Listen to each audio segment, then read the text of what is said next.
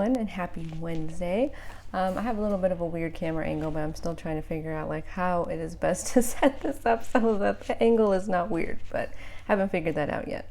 So usually I make videos every week that goes over the topic that I pick. So like this week I would have made a video about leaving versus staying, but I feel like that gets too repetitive if I just like make a blog post about a topic and then I make a video about a topic and then I make a podcast about a topic. It's just like the same topic.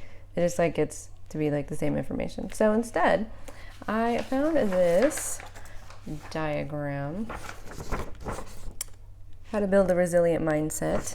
And I feel like that is very important for us too, because it's very important to have, a strong resilient mindset so that we're not easily swayed by other people's opinions and we're not easily swayed by, what other people think, things like that. It causes us to be a little bit stronger in ourselves and a little bit more sure of ourselves.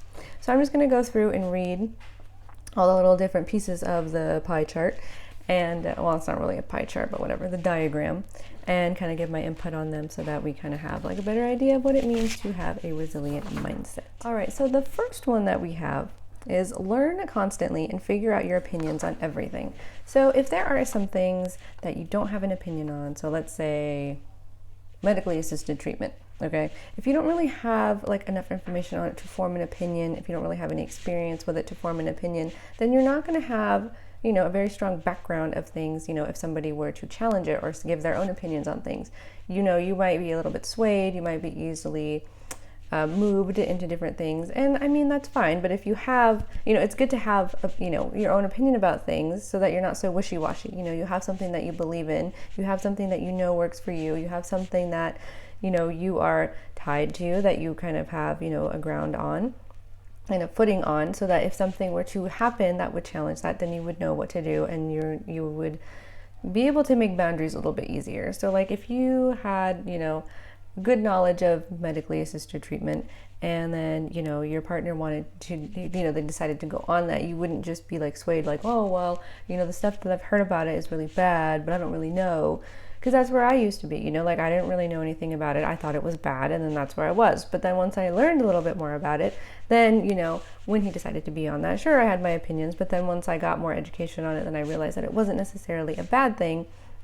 And then, I was able to kind of like move through that a little bit easier and realize that, well, I have, even if I did have disagreements on it, at the end of the day, it was his issue, and like my opinions are my opinions, and it's just focusing on myself, and that's how it is. Like I am not going to go and like start fights about it or anything, because at the end of the day it doesn't have anything to do with me, but at least I know where I stand on it. And then if that was something that would have crossed a boundary that I had, then I would have had to take it over from there. So kind of, like I said, just depends on where you're at and what you think is okay to have in your life, what you think you want to have, a little bit of a different ground on, and go from there. So another one is don't compare yourself with others, only with the you from yesterday. So that's going to be something that, a lot of us have issues with. I think, it's natural to have issues with that. And I think that everybody kind of has to deal with those at some point in their life. And so when you get to a place where you feel a little bit more comfortable in yourself and you stop comparing yourself, you end up being more comfortable in yourself too, because everybody has their own life. Everybody has their own story. Everybody has their own things that they deal with. And it just depends on, like where you're at and how you see, yourself in relation to that. Like everybody has their own problems and they might not air them out for everybody to see. They might not show them, like especially with like social media and stuff. Like we don't see everybody's life 100%, we don't see what they're dealing with at any given moment. We don't see anything. It's just like run through a filter of what they want you to see. And so even, in real life, everybody still has, some kind of a filter up to kind of, keep what they want a secret to be secret, keep what they want to show other people, what they show other people and stuff. And if you compare yourself to, there's like this quote I heard, like everybody compares like, their background stuff to everybody's highlight reel. We don't know what everybody's going through, and to compare yourself to what is somebody else's highlight reel, like the best of their life, it's just going to make you feel bad about yourself. And then you're going to end up being more negative. You're going to end up being more, emotionally down, and it's just going to create like a snowball effect into the rest of your life. So it's important to not compare yourself to others, and it says like to compare yourself with you from yesterday, but I just think that we should just like take out the word comparison and just focus on being like the best you that you can possibly be without input from everybody else. All right, the next one is self-reflect and focus on your reactions, behaviors, and thoughts. So yes, that is very important. Self-reflection is good. So you can do meditating, journaling, anything that causes you to kind of reflect on how you were acting and how to be a little bit, more level-headed in the future. Because, obviously we're human. We're going to have reactions to things. We're going to have emotions to things. And it doesn't mean we need to guilt trip ourselves into it. We don't need to make ourselves feel guilty about it, because that's not good either. But it is important to focus on maybe why we were like that. What opinions do we have that made us like that? What kind of resentments do we have? What kind of emotions do we have? And sort through it so that you can have a better reaction to it next time. You'll be responding instead of reacting.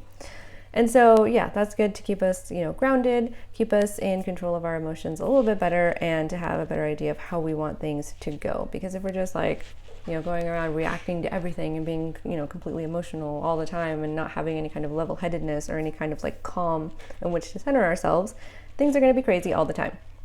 So it's important to reflect on that, reflect on why you're behaving a certain way, why you're doing a certain thing, so that you can make sure that you're doing things to your optimum benefit. All right, for the next one we have, be sufficient and learn to look after yourself. Don't rely on others, enjoy them instead. So that's another good one, because we don't want to rely on others. We don't want to rely on others in terms of like emotional stability or anything like that. Like for me, I would rely on my partner for like emotional regulation, like you can't upset me, and if I'm upset, you need to console me, you need to make me feel better, things like that. Like you can't act in a way that will make me uncomfortable. Like you can't do certain things without asking me first, because like I might have a reaction about it, and things like that. So that's not good. Can't rely on other people in terms of that. We need to be in control of ourselves, how we regulate our emotions, how we do all that. That is up to us, and it's our responsibility, not other people's. Let's see. Follow people that inspire you with their strength and independence. That's another good thing. So it's always good to take notes from other people. Like what's working for other people, what inspires me. Like I have a Pinterest board that's like, what is it? It's like quotes and content, or quotes and saying or something. Quotes and sayings. So, I use those, because like quotes are good to have wisdom from other people, watch inspiring YouTube videos, like, TED Talks and things like that, like speakers and things. And, like that really helps. Like it really helps to inspire me. It helps to make me have like goals of what I want to be like, like I want to be, like strong like that, and, be able to regulate my emotions like that, and, like all kinds of stuff like that. So it's good to have inspiration from other people and kind of, like see how they adapted to things, see how they relate to things, and see how you can apply that to yourself. So let's see. One last one. Set definite goals and plans so you can stay focused on what truly matters to you. So it is good to have goals, like not to the point where you're like focused on things so much that, it's like becoming like a stressful thing. Like, oh, well, I have a 5-year plan and I have to do this by this certain time and I have to do this and blah, blah, blah. Like, no, that's not what it's supposed to be. It's supposed to be to make you, feel better about yourself. So let's say you want to eat healthier. You're not just, it might be stressful for some people to go out and, make this full meal plan and go shopping for these exact things, blah, blah, blah, blah. But if you just like, for me, I don't drink enough water. So for me, like a little thing would be like, okay, drink like this amount of water every day and just build up from that, and then have a goal like, wow, I reached my water intake goal for the day, and then you increase it and you do this, like, okay, now I'm going to add exercising for 10 minutes a day, and you add on to that, like having little goals that you reach that, help you on your, like increasing your goals and your confidence in yourself and everything, because you're like, wow, yeah, I have achieved this goal. I can achieve, anything I set my mind to, and it like builds your resilience and your ability to do that. And if, you struggle or you fall short or whatever, like, like, well, like maybe I just pushed myself too far, or maybe I just did this or whatever, and it'll help you to be more resilient, because then you're going to be like, like I said, more confident in yourself, more sure of yourself. You're like, wow, I did all this, who knows what I can do. And so, yeah, it's just really important to have little things like that. So I hope that you found a little bit of information from this. You found some inspiration. Again, here I will show it. So you can copy it if you want to take a screenshot of that. But yeah, so this was really helpful for me. I just wanted to go over that. So yeah, this is how to build a resilient mindset. If you have any extra comments, concerns, questions, any information that you have used to help you, please let me know, because I would love to hear it. So I will see you in the next video. Alright guys, so I'm switching it up a little bit this week. Normally I make a video about, the topic of the week for my blog.